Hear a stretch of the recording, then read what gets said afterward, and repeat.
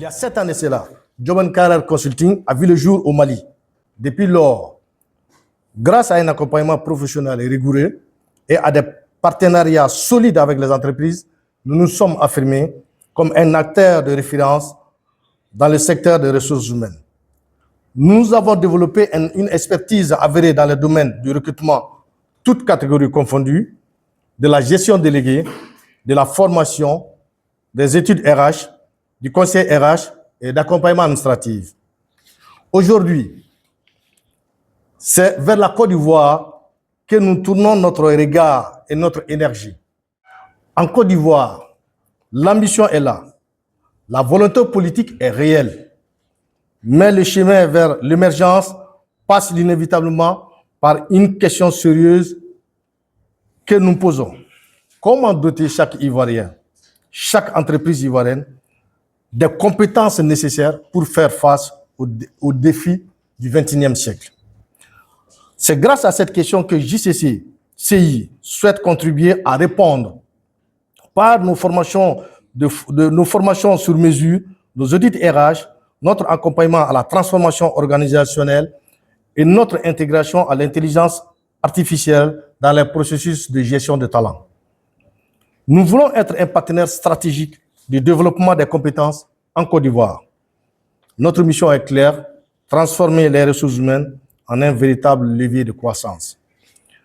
Nous ne souhaitons pas seulement recruter, gérer ou former. Nous voulons accompagner les leaders, relever les talents et structurer les organisations agiles, capables de performance dans un environnement en pleine mutation constante. Monsieur le directeur général de Job and Career Consulting, que je vais demander de revenir. Voilà. Et il est assisté ou accompagné par monsieur Achille Yebois, qui est le directeur général adjoint.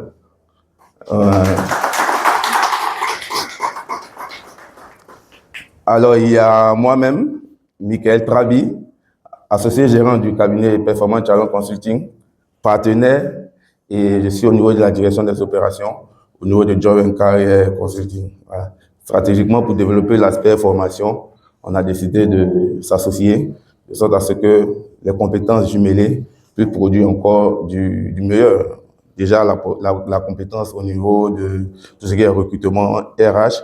Et alors, donc, voici l'équipe. Et nous sommes et nous restons à votre disposition pour vous accompagner.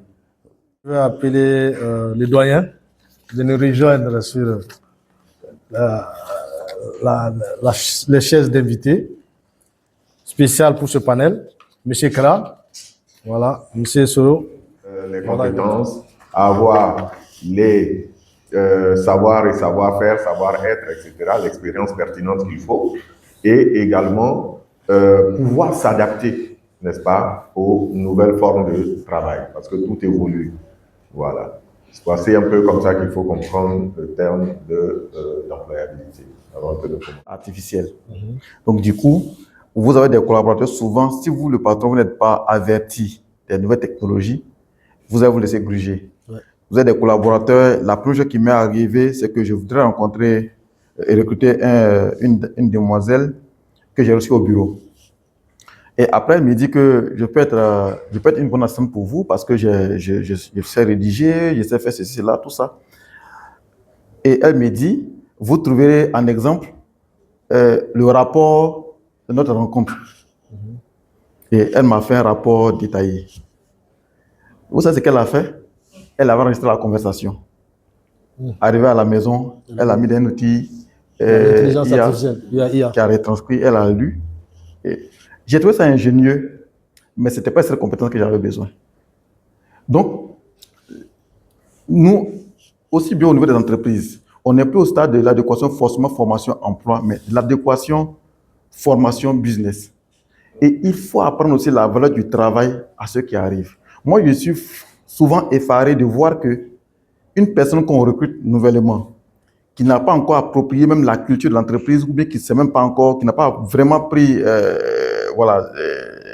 la main sur les choses, commence le travail à 8h et à 17h30, la personne va à la maison. Je me pose la question, mais tu vas faire quoi? Est-ce que le chemin t'a pas suffisamment de conseils? Est-ce que tu n'es pas suffisamment ambitieux pour savoir qu'il faut que j'aille vite, il faut que je m'approprie vite, il faut que je m'adapte vite? Parce que nous sommes dans un monde où on doit peut-être promouvoir l'adaptation, mais pas la distribution, parce qu'elle est souvent brutale. Ouais. Mais il faut s'adapter. Donc, l'État peut-être peut fournir d'efforts, et on demande à l'État de fournir d'efforts. Je sais qu'en Côte d'Ivoire, il y a un cadre de concertation entre le patronat et l'État sur la... Je dis, mais le diplôme, c'est entre toi, ton papa et ton école. C'est lui qui a payé, et tu lui as montré un preuve pour dire, papa, je suis parti à l'école, voilà ce que j'ai eu. L'école dit que quand tu viens chez moi, je te donne ça à la fin. Donc, de quoi tu as honoré son contrat, toi, tu as dit à ton papa que tu as été à l'école. Maintenant, quand tu viens chez moi, là, la question, c'est tous ces contrats que tu as honorés entre ton père, ton école, ton environnement social, ton éducation. Quand tu viens chez moi, qu'est-ce que tu m'apportes? Et également, il faudrait qu'on arrête aussi de croire que, comme j'ai un tonton qui s'appelle M. Dambélé, qui a une entreprise, je ne peux pas aller travailler là-bas. Non. Souvent, on nous dit, vraiment, il y a ton cousin qui est à la maison qui ne fait rien. Est-ce que tu veux le prendre chez toi? Mais l'entreprise n'est pas là pour embaucher des gens qui ne font rien. Non. Et je préfère que tu me dises, bon, il y a ton cousin qui est là, qui a telle compétence, il peut t'apporter quelque chose. En ce moment, vous et moi, on parle le même langage. Mais il ne fait rien. Bon, ton cousin est là, il ne fait rien. Vraiment, il faut m'aider à le tour du travail quelque part. Chez qui? Chez moi? Non. Tonton, j'ai créé une entreprise, mais pas créé un centre social ou des réanimations sociales ou d'espoir à des jeunes, en fait. Non. Et même quand on leur donne des conseils, souvent, tu es un peu comme tu vis dans un monde à part. Souvent, on me dit, tu donnes trop de conseils. Non, tu donnes... Non, mais ça... Ils doivent savoir que le diplôme, ce n'est autre qu'une accréditation.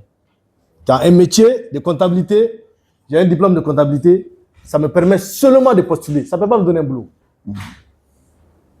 Le CV, c'est pour faire juste un tri sélectif. Je fais un bon CV, je cherche du boulot, j'envoie mon CV et pourtant on ne me prend pas. Mais est-ce que vous avez bien lu le profil? Effectivement. Comme vous l'avez si bien dit tout de suite, dans les annonces de recrutement, si vous voulez faire le tri sélectif, mais vous avez du problème. Hein? Tu cherches un comptable, tu vas avoir des CV de commercial, des CV de logisticiens, des CV de même des infographes qu'on va t'envoyer. Ces tri-là, c'est pour te mettre des bâtons dans les roues, pour passer plus de temps dans les tri sélectifs. Donc, je pense que l'idéal, c'est les jeunes eux-mêmes qui doivent changer de comportement. Parce que la vie professionnelle, ça a un code. Les bonjours à la maison et les bonjours au bureau, ce n'est pas pareil. Il faut qu'on sache que la vie de l'entreprise, ça part. Il faut qu'on s'habitue à ça. Il faut qu'on va vers l'information. Qu'on n'attend pas que l'information vienne chez nous. Donc, je laisse un peu les autres débattre parce que je vois aujourd'hui, c'est pareil. Hein. C'est vrai que moi, j'ai fait le Mali, j'ai fait le Sénégal, j'ai fait le truc. Il y a une pénurie de talents qui s'installe en Afrique. Faisons énormément attention. Ça vient. Je sais que c'est dû au comportement des jeunes.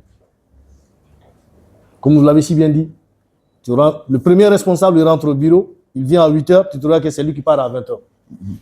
Oui, je suis content, j'ai un boulot. À 16h, je fais mes clics, je claque, je pars. Mais pourtant, le travail n'est pas fini.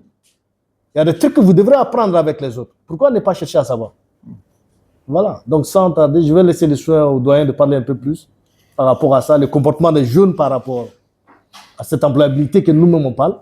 L'État a mis les moyens, mais des conseils aussi à donner aux jeunes d'emprunter pour faire le chemin. On dit que le diplôme, ce n'est qu'une présomption de compétence. Tu viens devant moi, tu me dis que tu as un master, pour moi, ça ne veut rien dire. Je sais seulement que tu as un master, bac plus 5, etc. Mais quand je me mets devant toi, là, c'est là que je vais savoir si tu es vraiment un master 2 ou pas. C'est comme ça que ça marche.